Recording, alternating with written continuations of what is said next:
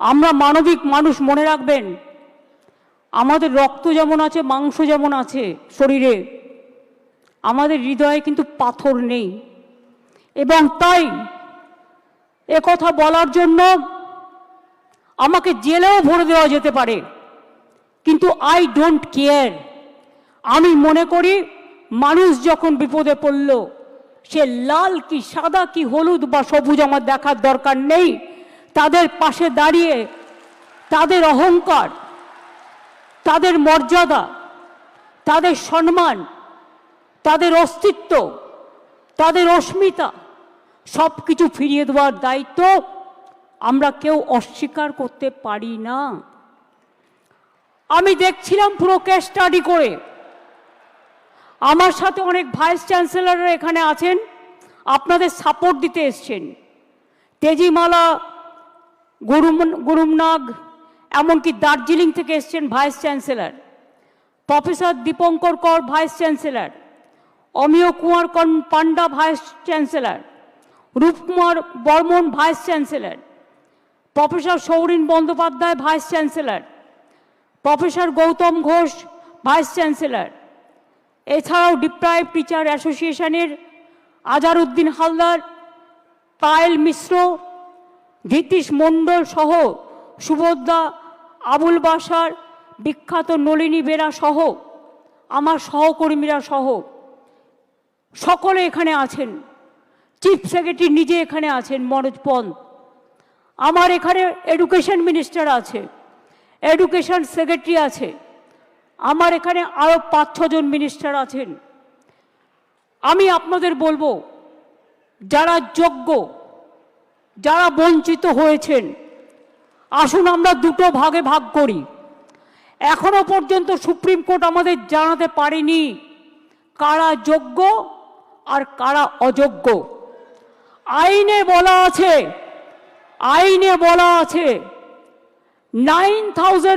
10,000 people can go scot free, but one innocent cannot be punished. এটা হচ্ছে আইনের principal. 2022 থেকে খেলা শুরু করেছিল, একটা নোংরা খেলা।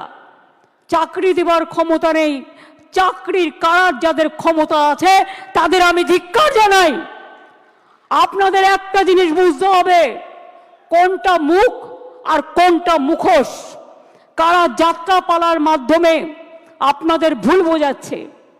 রাজ্য সরকার সর্বতোভাবে প্রচেষ্টা নিয়েছিল। প্রথমে সিঙ্গেল বেঞ্চে, আমি যদি মিথ্যে কথা বলি আপনারা আমাকে ধরিয়ে দেবেন, কারণ আপনারা সকলে এর সঙ্গে অবগত আছেন। প্রথমে অভিজিৎ বাবুর বেঞ্চে, সিঙ্গেল বেঞ্চে একাদশ দ্বাদশ শ্রেণীর বাতিল করে দেওয়া হয় লিস্ট। তারপরে ডিভিশন বেঞ্চে অন্যান্যদেরটা সবটাই করা হয় এবং সিবিআইকে কেসটা দেওয়া হয়। আমরা সিবিআইকে নন কোঅপারেশন করিনি।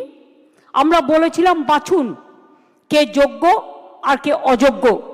যদি কেউ অযোগ্য হয়, তথ্য প্রমাণ দিয়ে প্রমাণিত করতে পারেন, নিশ্চয়ই গভর্নমেন্ট মানে এসএসসি সেটা মেনে নেবে, আমার মানতে কোনো আপত্তি নেই। কেউ যদি কোনো ভুল করে থাকে তার দায়িত্ব আমরা কেন নেব? আমরা চাই কোনো যোগ্য ব্যক্তির যেন চাকরি না যায়, এটা আমরা অলওয়েজ চাই। কিন্তু ব্যাপারটা কিভাবে বলা হচ্ছে, বলছে 26-এ ভোটে পরাজয় হলে আমরা চাকরি করে দেব। যারা বলছেন, আমি একটা কথা আপনাদের বলি, তারপরে আপনাদের কথায় আমরা কি করতে পারি আমি আসব। তার কারণ কদিন ধরে আমাকে প্রচণ্ডভাবে, যে মানুষটা জানে না কি হয়েছে, যে মানুষটা কোনো ব্যাপারে আমি চ্যালেঞ্জ করে বলছি, আমি আমার জীবনে জেনে শুনে কোনো পানিশমেন্ট কাউকে দিইনি এবং মনে রাখবেন জেনে শুনে কারো চাকরি খাইনি। তাই অনেক বদ হজম হওয়া সত্ত্বেও আমি সিপিএমের একটারও চাকরি খাইনি, যারা 34 বছর অনেক অন্যায় করে গেছে। কারণ আমি বলেছিলাম বদল চাই, বদলা নয়। কিন্তু তার মানে এই নয় তুমি গিয়ে কেন অ্যাপ্লাই করলে। ফার্স্ট কোয়েশ্চেন আমার, whether Bikash Bhattacharya will be isolated or not politically, This is my first question. CPM has to answer why he is cancelling all this list. আজকে বাইরে আমার নামে বড় বড় কথা বলছো, আমি তো করিনি, আমি তো চাকরিগুলো দিয়েছিলাম, আমার সরকার দিয়েছিল। একটা দুটো কাজ করতে গেলে ভুল হতে পারে, সে ভুল সংশোধন করে নেওয়ার জন্য তুমি প্রশাসনকে সময় দাও, তা তো তোমরা দাওনি। Right to make blunders, Netaji Subhas Chandra Bose বলেছিলেন ভুল করাটাও একটা অধিকার, যদি কারো ভুল হয়ে থাকে সেই ভুলটাকে সংশোধন করার দায়িত্ব কার? কোর্ট যদি প্রশাসনকে দিত, কোর্ট নিশ্চয়ই কোর্টের কথা মেনে প্রশাসন সেই কাজটা করতে পারত। তারপরে গেল ডিভিশন বেঞ্চে, সব বাতিল।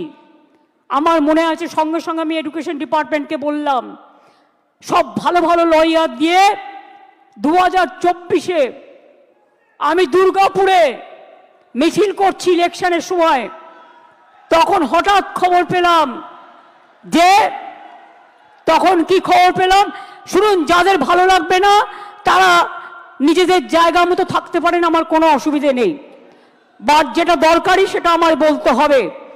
আমার কথা আমি সারাক্ষণ গালাগালি খাবো, আর আমার কথা আমি কাউকে বলতে পারবো না ভাই বোনেরা আমার, তা কি হয়? আমরা তো সবাইকে ডেকেছি। যার ইচ্ছে থাকবেন, যার ইচ্ছে শুনবেন, যার ইচ্ছে গ্রহণ করবেন, যার ইচ্ছে বর্জন করবেন, গণতান্ত্রিক অধিকার সবার আছে। কিন্তু মনে রাখবেন, মানুষ যখন বিপদে পড়ে তাকে ধৈর্য ধরে শুনতে হয়। 2024 সালে আমি আসানসোলে দুর্গাপুরে মিছিল করছি, আমার কাছে খবর এলো সুপ্রিম কোর্টে আমরা যখন অ্যাপিল করেছিলাম যে হাইকোর্টের রায়টাকে স্টে করে দেওয়ার জন্য, এবং তদানীন্তন বিচারপতি মিস্টার রেসপেক্টেড চন্দ্রজিৎ, আমাদের চন্দ্রচূড়জি সেটাকে স্টে করে দেন। অর্থাৎ হাইকোর্ট থেকে যে ভবিষ্যৎটা অনিশ্চিত হয়েছিল সেই ভবিষ্যৎটা তিনি নিশ্চিন্ত করে দেন। তারপর আবার দেখলাম আরেকজন বিচারপতি এলেন, একজন প্রধান বিচারপতির একটা রায়কে আর একজন প্রধান বিচারপতি সম্পূর্ণভাবে যোগ্য অযোগ্য না দেখে বাতিল করে দিলেন। মনে রাখবেন,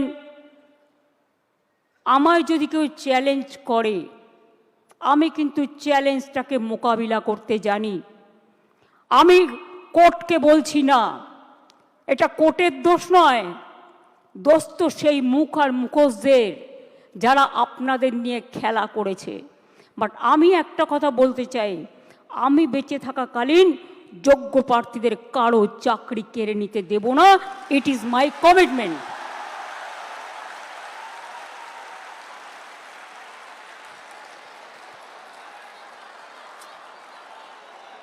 শিক্ষা ব্যবস্থাকে ভেঙে পড়ার জন্য,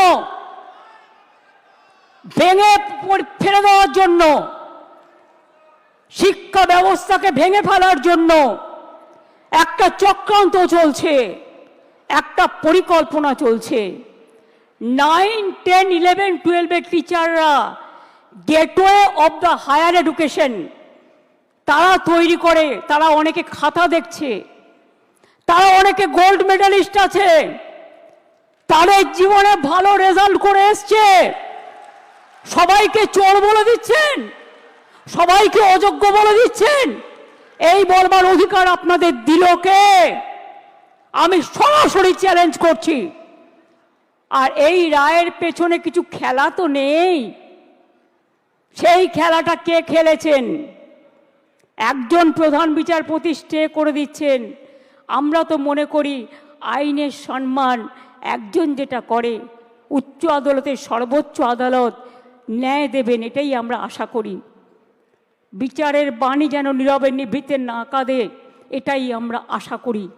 আমরা আশা করি কণ্ঠ আমার রুদ্ধ আজকে, বাসি সঙ্গীত হারা অমাবস্যার কারা, লুপ্ত করেছে আমার ভুবন দুঃস্বপ্নের তলে, তাই তো তোমায় শুধাই অশ্রু জলে, যাহারা তোমার বিছাইছে বায়ু, নিভাইছে তব আলো, তুমি কি তাদের ক্ষমা করিয়াছ?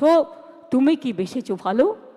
আমরা সরকারের পক্ষ থেকে শিক্ষা ব্যবস্থা যাতে ভেঙে না পড়ে তার জন্য আমরা প্রথমে আমি একটু কোর্টের ভাষায় বলি, কোর্টের ভাষাটা।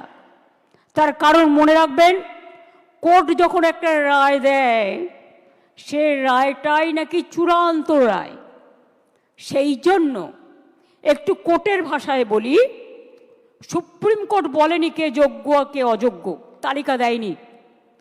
সরকারকে যোগ্য ও অযোগ্যদের আলাদা করার সুযোগ আদালত দেয়নি, ফ্যাক্ট ফাইন্ডিংয়ের অনুমতিও দেয়নি। সিবিআই যা যা কাগজপত্র চেয়েছিল তদন্ত করার জন্য এসএসসি সব কাগজপত্র তাদের দিয়ে সাহায্য করেছিল। আমরা লয়ার কাদের দিয়েছিলাম শুনে রাখুন, আমরা লয়ার যাদের দিয়েছিলাম এবং এখনো দেব, সেই লয়ার কারা একটু জেনে রাখুন, আপনাদের জানার প্রয়োজন হয়। তার কারণ, জাস্ট এ মিনিট,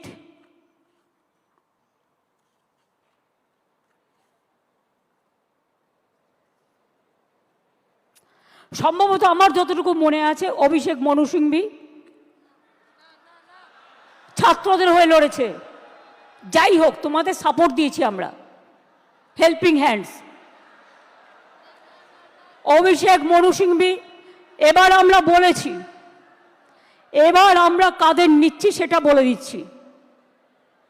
আমরা অভিষেক মনু সিংভিকে বলছি, আমরা কপিল সিব্বলকে বলছি, আমরা রাকেশ দ্বিবেদীকে বলছি, আমরা কল্যাণ ব্যানার্জিকে বলছি, আমরা প্রশান্ত ভূষণকেও বলতে বলেছি, এবং তাছাড়াও আরও অনেক লিগাল ফার্ম থাকবে যারা রাজ্য সরকারের হয়ে যোগ্য টিচারদের সমর্থনে আইনের লড়াই করবে। আমি কোর্টের কথায় বলছি, এই লাইনটা আমি বলবো কোর্টের কথায়, কারণ মনে রাখবেন আজকে যে আলোচনাটা হচ্ছে এই রেকর্ডটা কেউ কেউ আবার ট্যাপ করে প্রধান বিচারপতির কোর্টে পাঠাবেন আমাকে যাতে জেলে পড়া যায়। তাই মনে রাখবেন আমি লটা জানি, আমি নিজেও লয়ার হিসেবে অনেকগুলো কেস করেছি। While we are bound by the ruling of the Honorable Supreme Court, যারা এটা কোর্টে পাঠাবেন ভালো করে শুনে নিন, while we are bound by the ruling of the Honorable Supreme Court, we are taking proactive steps to ensure that the situation is handled with the utmost care and fairness. We will explore all possible legal avenues, including seeking modifications of the judgment and other reliefs to provide justice to those who have been affected. যারা আজকে শিক্ষা কাঠামোকে সম্পূর্ণ ভেঙে দিয়েছে, আমি তাদের জন্য বলতে চাই, আমরা এটা নিশ্চিত করব, আমরা একটা ক্ল্যারিফিকেশন চাইব প্রথমে। তার কারণ যে যারা এখন চাকরি করছেন, ভালো করে শুনুন, এইটা আমরা ক্ল্যারিফিকেশন চাইব কোর্টের কাছে ফার্স্ট, যে তারা আজকে কি করবেন। আপনারা যে বললেন নতুন করে পরীক্ষা নিয়ে লিস্ট করতে, আগে আমাদের জানতে হবে যে স্কুলের বাচ্চাগুলোকে তারা পড়াতেন, যারা স্কুলে যেতেন, যারা কাজ করতেন, যারা শিক্ষক শিক্ষিকারা আজও স্কুলে অনেকে যাচ্ছেন, তাদের জন্য আপনাদের কি ক্ল্যারিফিকেশন, স্কুল কে চালাবে, কাজগুলো কে চালাবে। না খেয়ে মানুষ মেরে দেবার অধিকার তো আমারও নেই, আপনারও নেই, কারোরই নেই। তাই এইটার ব্যাপারে আমার অনুরোধ, যারা চাকরি দিতে পারবেন না তারা যেন চাকরি কেড়ে না নেন, এটা নিশ্চিন্ত করবার জন্য যা করার এডুকেশন ডিপার্টমেন্ট করবে। আদালতের রায় বেরোনোর 15 মিনিটের মধ্যে আমি নিজে চিফ সেক্রেটারি এডুকেশন ডিপার্টমেন্টকে দিয়ে ডিটেলস মিটিং করিয়েছি এবং আমরা আমাদের প্রসেস শুরু করতে বলেছি। আদালতের রায় বেরোনোর 2 ঘন্টার মধ্যেই চিঠি পাঠানো হয়েছে কমিশনকে। আমার বিশ্বাস, আমি আপনাদের বলছি, আমি এখন ভবিষ্যতেরটাও বলে রাখছি, ধরুন ক্লারিফিকেশনে বলে দিল না চাকরি করা যাবে না যতক্ষণ পর্যন্ত ফ্রেশ অ্যাপয়েন্টমেন্ট হবে না। আমায় দুটো দিক ভেবে রাখতে হচ্ছে, কোনটা মাইনাস হতে পারে, কোনটা প্লাস হতে পারে। ইফ ইট ইজ মাইনাস, তাহলে আমরা কি করব?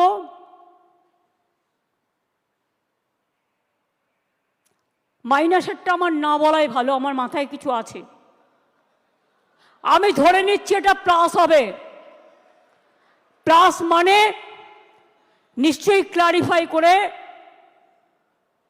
Let the good sense prevails, এবং তারা যারা যোগ্য তাদের চাকরি না কেড়ে নিয়ে তাদের কাজ করবার সুযোগ দেবেন।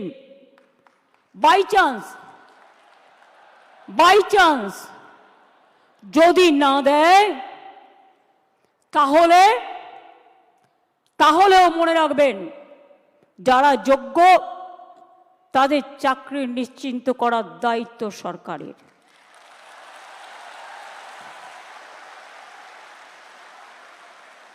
পরিষ্কার বলছি, কোনো রাগঢাক নেই। সুপ্রিম কোর্টের আইন অনুযায়ী করব। কিভাবে করব? যখন কেউ পথ দেখায়, পথের মধ্যেই পথ খুঁজে নেয়। পথে চলতে গেলে গর্ত আসতে পারে, পথে চলতে গেলে কিছু রাস্তা ভাঙা থাকতে পারে, বাট ভাঙা রাস্তা পেরিয়েই মানুষকে এগিয়ে যেতে হয় সফল রাস্তায়। এবং তাই মনে রাখবেন, আমাদের plan A ready, B ready, C ready, D ready and E ready. মনে রাখবেন, এই যোগ্য টিচারদের চাকরি যাতে কোনোভাবে না যায়।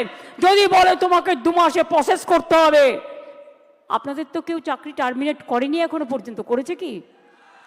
কোনো নোটিশ পেয়েছেন? আপনার বিরুদ্ধে দুর্নীতি না যদি প্রমাণ করতে পারে, তো কি আপনাকে কেউ যেতে বারণ করেছে? যান না, আপনি আপনার কাজ করুন না। আপনার কাজ কে বারণ করেছে? আপনারা বাচ্চাদের শিক্ষা দেবেন না? আপনারা বাচ্চাদের পড়াবেন না? আপনারা স্কুলগুলোতে ক্লাস করবেন না? হ্যাঁ, তখন যদি সুপ্রিম ভলেন্টারিলি সার্ভিস কিন্তু সবাই দিতে পারে, সেখানে কিন্তু আটকাবার কোনো জায়গা নেই কারো। সেখানে কি করে আপনাদের চলবে? ধরুন ধরে নিলাম ওরা করলো না, বলল না হবে না, তখন আমি কি করব?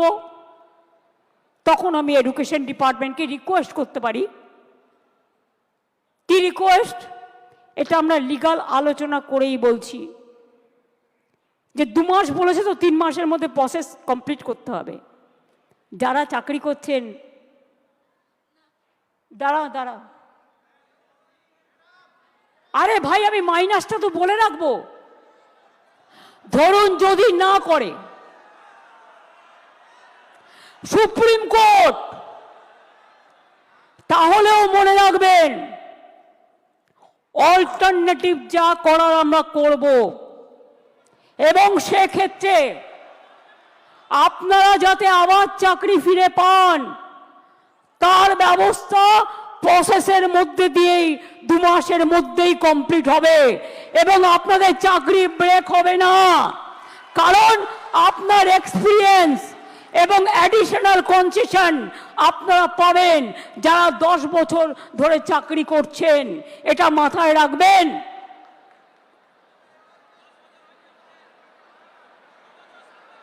আমি চাই মানবিকতার খাতিরে সুপ্রিম কোর্ট কেসটা নিয়ে ক্ল্যারিফাই করে বলুন কারা যোগ্য কারা যোগ্য নয়।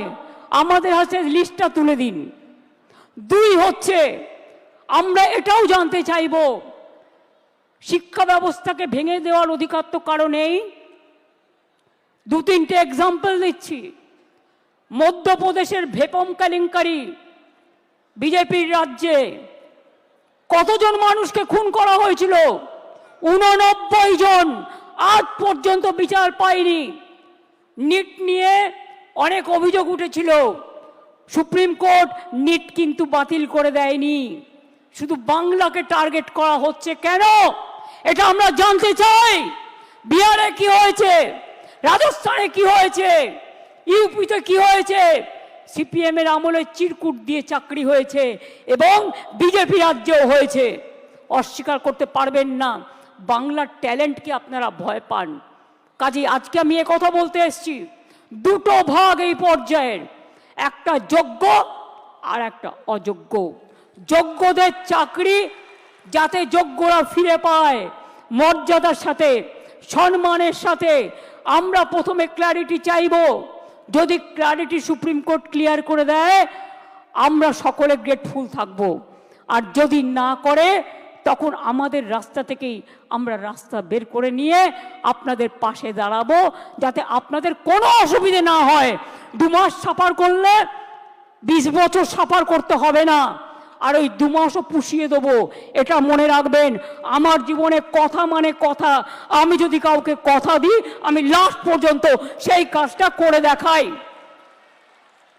কারো দোয়া ভিক্ষে চাই না, আপনাদের ভিক্ষা করে খেতে হবে না। আমি জানি অনেক পরিবার আছে যারা গাড়ির জন্য লোন নিয়েছেন, বাড়ির জন্য লোন নিয়েছেন, বাচ্চার পড়াশুনো চালান, বৃদ্ধা বাবা মাকে দেখেন, ওষুধের খরচা দেন, সংসার চালান, নতুন করে বিয়ে করেছেন, তাদের সংসার তৈরি করেছেন। আপনারা কি ভাবেন আমি এত বোকা যে তাদের সবটা বাতিল করে দেব? তারা অযোগ্য নয় জেনেও? এটা হতে পারে না। যারা যোগ্য নিশ্চিন্তে থাকুন, ভরসা রাখুন, আস্থা রাখুন, পাবেনই, চিন্তা করবেন না। কারো চাকরি কেড়ে নেওয়ার অধিকার কারো নেই। আমরা ক্ল্যারিটি চাইব। ক্ল্যারিটি যদি না হয় আগে পেছে সব আমরা ওটাকে ভরাট করে দেব। Don't worry. আপনারা পড়াশোনা করুন, আপনারা বাচ্চাদের মানুষ করুন, আপনারা সার্ভিসে যান, ভলেন্টারিলি সার্ভিস করুন। কেন আপনারা ভলেন্টারিলি করবেন? তার কারণ আমাদের সুপ্রিম কোর্টে ক্লারিফিকেশনের জন্য যেতে হচ্ছে বলে আইন মোতাবেক আমরা চাই আইন আপনাদের সুরাহা করুক। আর যারা রাস্তায় দাঁড়িয়ে চিৎকার করে আমায় গালাগালি দিচ্ছেন তাদের বলবো, আপনারা তো চারিদিকে লোক পুষে রেখেছেন। এই রায় তো আপনারা কলকাঠি নাড়েননি তো। মমতা ব্যানার্জিকে খাস্তা করতে গিয়ে মনে রাখবেন টিচারদের চাকরি কেড়ে নেবেন না, ওদের জীবন যৌবন কেড়ে নেবেন না, যোগ্যদের চাকরি কাড়বেন না, যোগ্য প্রার্থীদের অমর্যাদা করবেন না। মমতা ব্যানার্জিকে 1000 বার আপনারা মিথ্যে কথা বলতে পারেন, কুৎসা করতে পারেন, চক্রান্ত করতে পারেন। মনে রাখবেন সুস্থ বাঘের থেকেও আহত বাঘ আরো ভয়ঙ্কর। এই আঘাত আপনাদের আঘাত নয়, এই আঘাত আমার ওপর মানসিকভাবে আঘাত, আমাদের সরকারকে আঘাত করেছে। এই আঘাতের প্রত্যুত্তর আমরা ফিরিয়ে দেব কাজের মধ্যে দিয়ে, সম্মানের মধ্যে দিয়ে, জীবন জীবিকার মধ্যে দিয়ে। চিন্তা করবেন না। আর কেউ কারো উস্কানি সুরে, প্ররোচনা শুনে প্লিজ দয়া করে প্ররোচিত হবেন না। মনে রাখবেন মাথার ওপরে আমরা আছি, মামাটি মানুষের সরকার আছে, কারো প্রতি কোনো অবিচার আমরা করব না। এটা আমি কথা দিয়ে গেলাম, এটা আমি কথা দিয়ে গেলাম, এটা আমি কথা দিয়ে গেলাম। যারা বলছে 2026-এ করবেন, দাঁড়ান 1 সেকেন্ড, আরেকটা শুনে নিন। ত্রিপুরায় 10,000 টিচারের চাকরি হয়ে গিয়েছিল কোর্টের জন্য। বিজেপির ম্যানিফেস্টো বলা হয়েছিল, প্রতিশ্রুতিতে প্রথমবার, এবার তো দ্বিতীয়বার এসছে, যে তারা জিতলে সব টিচারদের চাকরি ফিরিয়ে দেবে। দেয় তো নি, উপরন্তু যারা প্রতিবাদ করতে গিয়েছিল তাদের মাথাগুলো মেরে ফাটিয়ে দিয়েছে। সুতরাং মনে রাখবেন, এদের বিশ্বাস করবেন না। এরা দুমুখে কেউটে সাপ। আমরা এক নয়, এটা মাথায় রাখবেন। আম গাছে কখনো আমরা ফলে না, আর আমরা গাছে কখনো আম ফলে না, এটা মাথায় রাখবেন। এবং তাই এই কেসটাও আমরা লড়ব just like a royal Bengal tiger. আর আমি স্টুডেন্টদের বলবো, এই ডিপ্রাইভ টিচার অ্যাসোসিয়েশনের যারা আছে তারাও একটা গ্রুপ করে আমরা যে লয়ারদের দিচ্ছি, তারাও যদি মনে করেন তারা কনসাল্টিং প্রসেসে থাকবেন, তাদের স্যাটিসফ্যাকশনের জন্য আমি এডুকেশন মিনিস্টার এবং সেক্রেটারি এবং চিফ সেক্রেটারি এখানে আছে, তাদের রিকোয়েস্ট করব ওদের থেকেও একটা স্মল গ্রুপ তৈরি করে নাও। আর এদের আপনারা ডিপেন্ড করুন যাতে টাইম টু টাইম সঠিক মেসেজ আপনারা করতে পারেন। আমি এইটুকু বলবো, নিশ্চিন্তে থাকুন, ভরসা রাখুন। আগে আমাকে যোগ্যদেরটা ঠিক করতে দিন, আগে আমাকে যোগ্যদেরটা ঠিক করতে দিন, তারপরে আমি অন্য কথা বলবো, আমি আবার ডাকবো। আগে যোগ্যদেরটা হয়ে যাক, বাদ বাকি যারা থাকবেন, যাদের অযোগ্য বলা হচ্ছে, তাদের বিরুদ্ধে কি কি এভিডেন্স আছে আমি দেখব। সত্যিই যদি এভিডেন্স প্রমাণিত হয় তারা অযোগ্য, তখন আমার কিছু হয়তো করার থাকবে না ওই ডিপার্টমেন্টে, কিন্তু সেটা নিয়ে আমরা আলোচনা করব পরে। আগে ফার্স্ট ফেজ যোগ্যদেরটা রক্ষা করা, সেকেন্ড ফেজ কাকে অযোগ্য বলেছে, কেন বলেছে, কি কারণে বলেছে, কোন এজেন্সি তদন্ত করেছে, কি কি কাগজপত্র আছে, টোটালটা দেখব। তারপরে তাদের নিয়ে আমি আলাদা করে মিটিং করে আমাদের কথা বলবো। আমার মনে হয় আপনারা নিশ্চিন্তে থাকুন, চিন্তা করবেন না এবং যোগ্য অযোগ্যের মধ্যে গন্ডগোল লাগাবেন না। ভাই ঠিক আছে, ঠিক আছে, যে কেউ অ্যাপ্লিকেশন দিতে পারেন।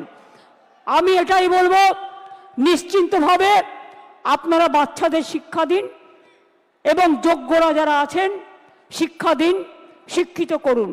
বাদবাকি যারা আছেন আমি বলেছি তো পরে কথা বলবো, তাদের সাথেও যখন সুযোগ হবে আমি নিশ্চয়ই তাদের কথা শুনবো। এবং ফার্স্ট আমাকে তদন্তটা করতে দিন, ফার্স্ট আমাদের তদন্তটা করতে দিন। আমরা দেখতে চাই, শুনুন, পথ যখন হারিয়ে যায় নতুন পথ একটা খুঁজে পাওয়া যায়। কাজেই দুটো পথই আমাদের কাছে, আমরা ক্লারিফিকেশন চাইব, আইনের ধারা অনুযায়ী কাজ করব, আইন মোতাবেক কাজ করব।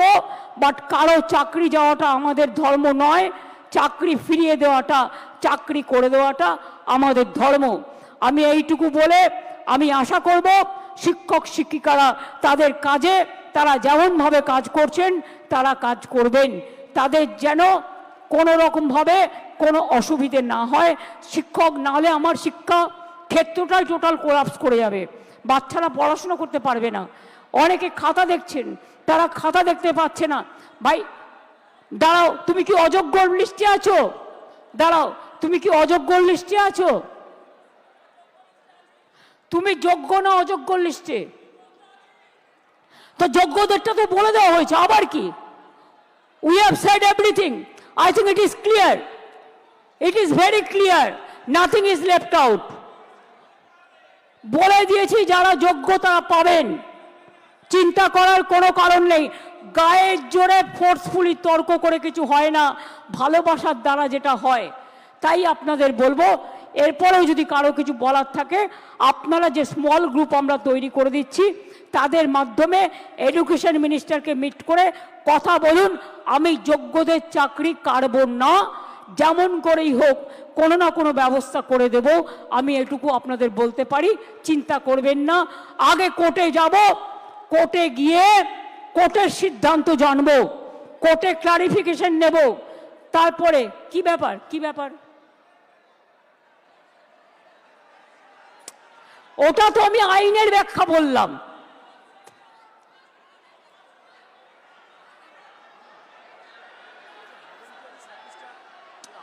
আরে ভলেন্টারিলি বলছি না, শুনুন, আমি কোর্টের ভাষা বলছি। Please understand, now we are under the court verdict and court judgement. আর আপনাদের রিপ্রেজেন্টেশন এখানে আছে। আমি কেন বলছি, কোর্ট আমায় বলতে পারে আমি বাতিল করলাম, তুমি ওদের কেন যেতে বলছো? আমি যেতে বলছি এই কারণে যে যে কেউ সার্ভিস দিতে পারে ফর হিউম্যানিটি, তাদের সার্ভিস কেউ কাটতে পারে না।